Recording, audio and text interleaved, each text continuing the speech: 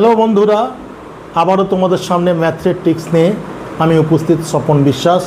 দেখো, 1 নম্বর, পিতা পুত্রের বর্তমান বয়সের সমষ্টি 50 বছর।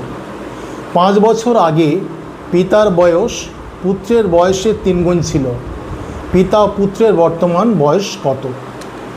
তাহলে আমি কী করবো, এখানে একটা আমি ফর্মুলা টুকে নিলাম।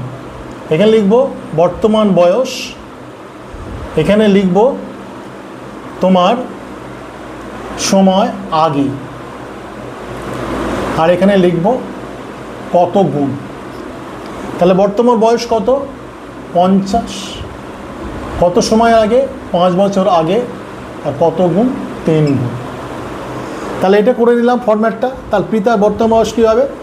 এই বর্তমানের সঙ্গে আমি গুণটা এইটা গুণ করে দেবো। তাহলে কি পাবো? 50 গুণ 3। যেহেতু আগে বলেছে, আগে বললে মাইনাস, পরে বললে প্লাস, তাহলে মাইনাস। এইবারে এখানে কি লিখবো? এইবারে এখানে 5টা নেব। কত বছর আগে? 5। তাহলে 5-এর সঙ্গে 3 গুণ করলাম, মাইনাস।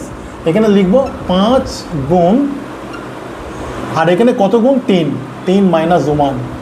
আর পুরোটা কত হবে? 3 প্লাস 1। এখানে মাইনাস করবো, এখানে প্লাস করে দেবো।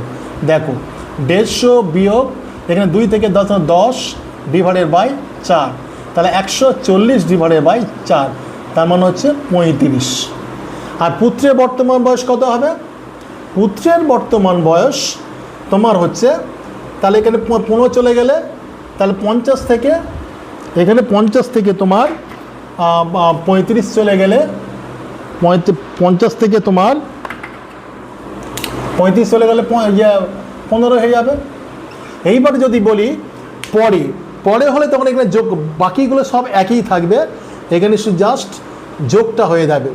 ঠিক আছে, এখানে জাস্ট যোগটা হয়ে যাবে। আর পুত্রের বর্তমান বয়সের নিয়মটা কি? এইটা থাকবে না, আর যোগটা থাকবে। এখানে 50 যোগ 5 গুণ 3 বিয়োগ 1 ডিভাইডেড বাই 3 যোগ 1, তাহলে 50 যোগ 10 ডিভাইডেড বাই 4, তার মানে 60 ডিভাইডেড বাই 5, মানে 15 বছর। বোঝা গেল? খুব সুন্দর ট্রিক্স। আজকে এই পর্যন্ত শেষ করলাম।